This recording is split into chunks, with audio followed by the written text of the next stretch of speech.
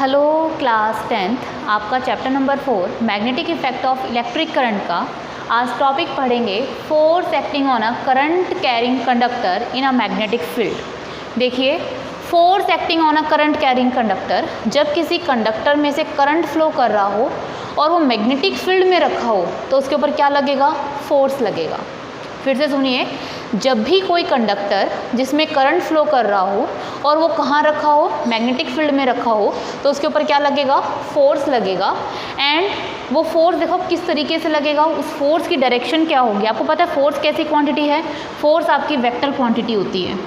तो force vector quantity है तो उस वेक्टर की डायरेक्शन क्या होगी? That direction is given by Fleming's left hand rule. आज का हमारा complete topic force acting on a current carrying straight conductor in a magnetic field है और फ्लेमिंग्स लेफ्ट हैंड रूल। ठीक है, देखिए यहाँ पर आपका एक हॉर्सशॉ मैग्नेट रखी है नॉर्थ एंड साउथ। ठीक, ये आपकी वायर है, स्ट्रेट वायर, और ये आपका मरकरी। यहाँ पर आपने इसे एक सेल लगा दिया, नेगेटिव पॉजिटिव, ये की, ये रियोस्टैट, और ये आपका फ्लेक्सिबल जॉइंट है। देखिए, जैसे ही आपने इसको क्लोज किया, जैसे ही क्लोज करोगे सर्किट कंप्लीट। ठीक है, सर्किट कंप्लीट होते ही करंट फ्लो करना स्टार्ट करेगा। ये आ गया करंट कैरिंग कंडक्टर। अब जैसे ही करंट फ्लो कर रहा है, मैग्नेटिक फील्ड नॉर्थ साउथ, मतलब करंट कंडक्टर के अंदर ये जो वायर है ये आपकी कंडक्टर वायर है, कंडक्टिंग वायर है, may be a copper wire है। तो आपने क्या किया, जैसे ही इसमें करंट फ्लो कराया, मैग्नेटिक फील्ड में रखा था, इसके ऊपर फोर्स लगेगा। क्या होगा? अब इसमें करंट कहाँ आ रहा है? नीचे की तरफ। करंट की डायरेक्शन क्या है इसमें? नीचे। तो क्या होगा, ये वायर आगे की तरफ आ जाएगी। जैसे ये वायर अपनी जगह से आगे की तरफ आई, मरकरी से इसका जॉइंट खत्म हो गया। फिर क्या होगा, जब वो वापस अपनी पोजीशन पे, नॉर्मल पोजीशन पे जाएगी, फिर से मरकरी के साथ इसका क्या हो गया? कनेक्शन। फिर से ये प्रोसेस रिपीट होती रहेगी। अब देखो, ये वायर आगे आ रही है, फिर अपनी पोजीशन पे जा रही है, फिर आगे आ रही है, अपनी ओरिजिनल पोजीशन पे वापस जा रही है। ये फिनोमेना रिपीट होता रहेगा। और किस लिए हुआ ये? क्योंकि इस वायर के ऊपर क्या लग रहा था? फोर्स लग रहा था। ठीक है, पहले इधर देखिए, फ्लेमिंग्स लेफ्ट हैंड रूल क्या कहता है? stretch your left hand such that the thumb first finger and central finger are perpendicular to each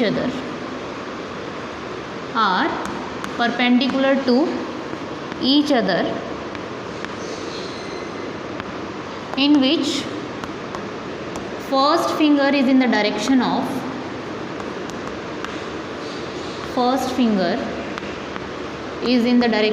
magnetic field. First finger is in the direction of magnetic field. Central finger is in the direction of current,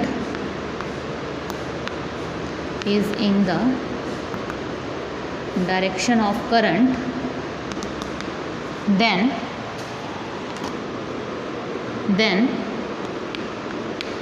thumb will give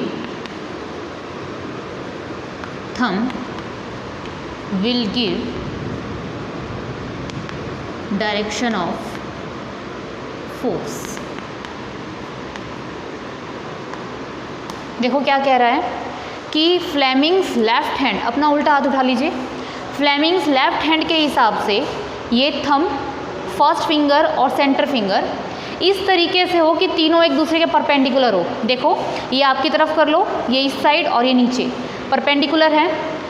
ये जो finger है first finger जो है आपकी, first finger is in the direction of magnetic field. Second central finger जिसे कहा है, central finger is in the direction of current. Then thumb will give the direction of force. ये क्या देगा आपको? फोर्स।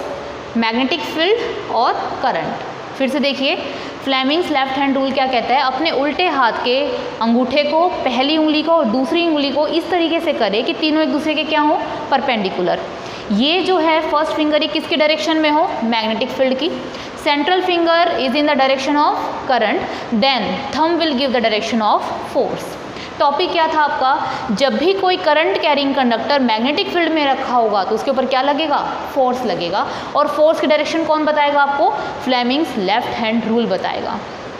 देखिए इसको इस तरीके से भी पढ़ते हैं, फादर मदर चाइल्ड।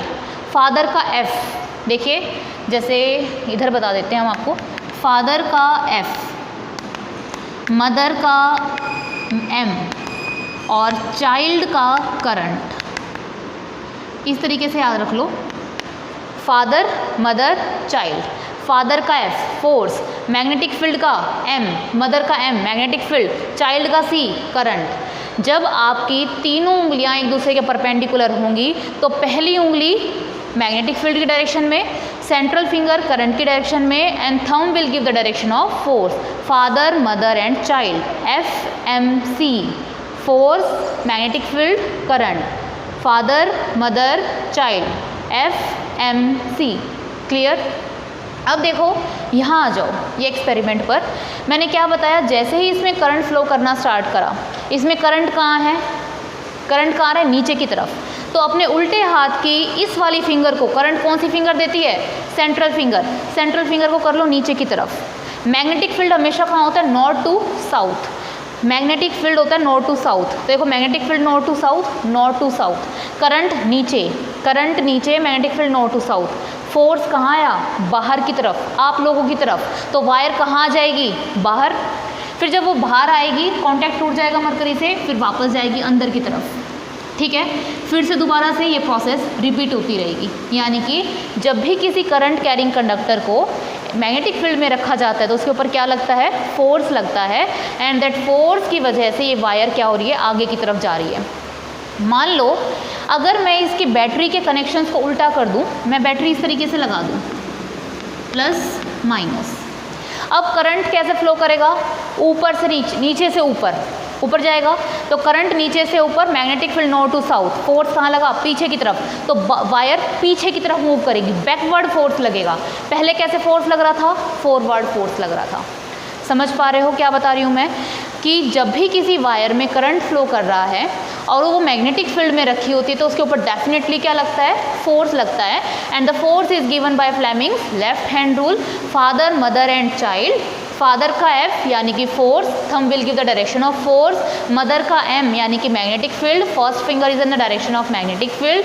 चाइल्ड का C यानी कि करंट, यानी कि central finger is in direction of current. ठीक है, तो जब इस तरीके से हुआ, अगर आप सेल करंट ऊपर से नीचे आ रहा है तो करंट ऊपर से नीचे, magnetic field north to south, तो फोर्स लग रहा है बाहर की तरफ। अगर मैं करंट की डायरेक्शन को उल्टा कर दूं तो करंट कहाँ हो जाएगा, नीचे से ऊपर, तो फोर्स लगेगा पीछे की तरफ। ठीक है, तो अभी इस वाले केस में कैसा लग रहा है फोर्स, फॉरवर्ड फोर्स लग रहा है।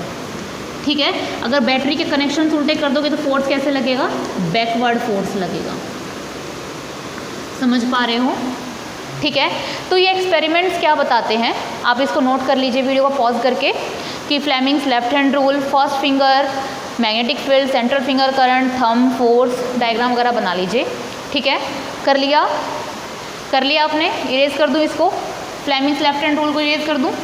ठीक, देखो क्या होता है स्टूडेंट्स, ये जो फोर्स है एक्सपेरिमेंटली ये पाया गया, experimentally force is directly proportional to current. यानी कि जितना ज़्यादा अमाउंट करंट का होगा फोर्स उतना ज़्यादा लगेगा, वायर उतनी ज़्यादा आगे आएगी। ये आपका फर्स्ट ऑब्जर्वेशन था। Second, force is directly proportional to length, यानी कि जितनी लंबी वायर होगी आपकी उतना ही ज़्यादा फोर्स लगेगा। Third, force is directly proportional to B. What is B, magnetic field. Third, ठीक है, तो तीनों को कंबाइन करके लिख दीजिए, combining first second and third, ILB। तो तो क्या बन जाएगा, F is equals to I, is equals to नहीं, डायरेक्टली प्रोपोर्शनल ILB। ठीक है, प्रोपोर्शनलिटी का साइन हटाओगे, एक कांस्टेंट लगाओगे, F is equals to KILB। इस K की वैल्यू SI यूनिट में होती है 1, तो आपके पास क्या आ गया, F is equals to ILB। Clear है कि भाई जितना ज़्यादा करंट होगा, जितना ज़्यादा अमाउंट करंट का जाएगा, फोर्स उतनी ज़्यादा लगेगी, जितनी लेंथ ज़्यादा होगी फोर्स उतना ज़्यादा होगा, जितनी स्ट्रॉन्ग मैग्नेट होगी, आपको बताया था ना परमानेंट मैग्नेट और टेम्परेरी मैग्नेट, जितनी ज़्यादा स्ट्रॉन्ग मैग्नेट होगी उतना ही ज़्यादा फोर्स लगेगा। कंबाइन करके लिखोगे ILB, प्रोपोर्शनलिटी का साइन हटाओगे, क्या आ जाएगा, कांस्टेंट। इस कांस्टेंट की वैल्यू क्या होती है, 1, तो आपके पास फोर्स क्या बन गया, ILB।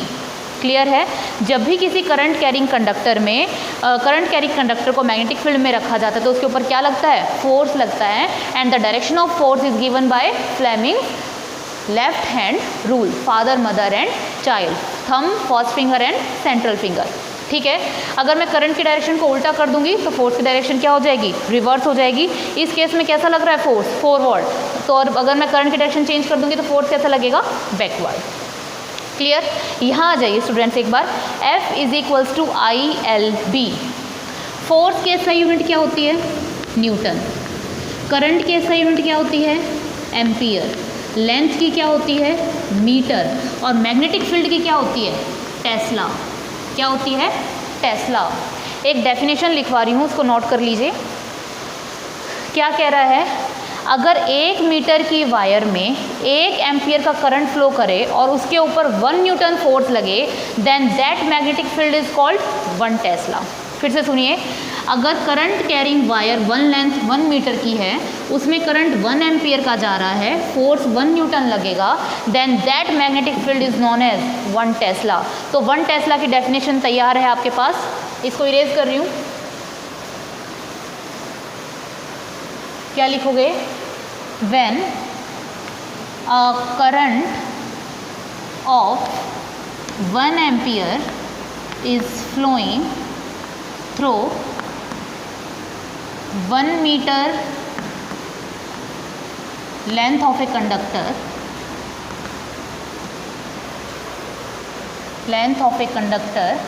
and exerts 1 Newton force on it when it is placed perpendicular to the magnetic field, then that magnetic field is known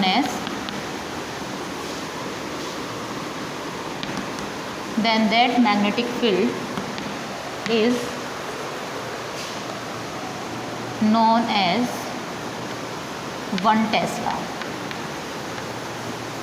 क्या कह रहा है, जब 1 एम्पियर का करंट 1 मीटर लेंथ से लगे और उसके ऊपर 1 न्यूटन फोर्स लगे तो उस मैग्नेटिक फील्ड को क्या कहेंगे, 1 टेस्ला कहेंगे। ठीक है, तो और वो कैसे रखा होना चाहिए, वो कंडक्टर परपेंडिकुलर रखा होना चाहिए। मैंने बताया ना, करंट और मैग्नेटिक फील्ड तीनों एक दूसरे के क्या होते हैं, परपेंडिकुलर। कंडीशन क्या है, जो वायर है और जो मैग्नेटिक फील्ड है उसके बीच में एंगल कितना होना चाहिए, 90 डिग्री। ठीक है, अगर 90 डिग्री नहीं है तो फोर्स आपका 1 न्यूटन नहीं लगेगा। ठीक है, और मैग्नेटिक फील्ड भी 1 टेस्ला नहीं होगा। समझ में आया।